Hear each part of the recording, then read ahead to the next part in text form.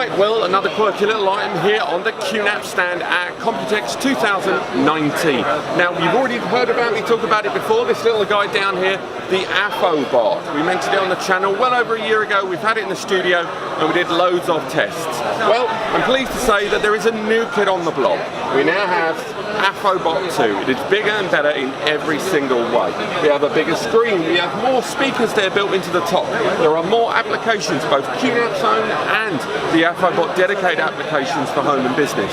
On the base of the model we have a much better rotating base, as well as that nice big old speaker surrounding the whole device at the bottom. Those familiar with things like Amazon Alexa will be very aware of that kind of coverage.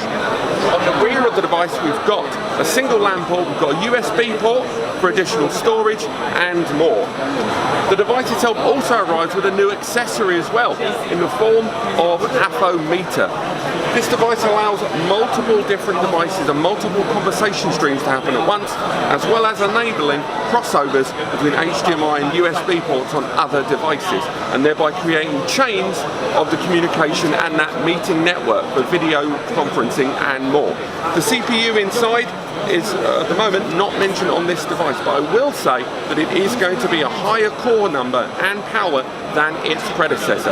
And remember, the CPU in this isn't really like a NAS CPU. This is an intelligent ARM based CPU that's featured inside this. You can't really measure it in those same ways as before.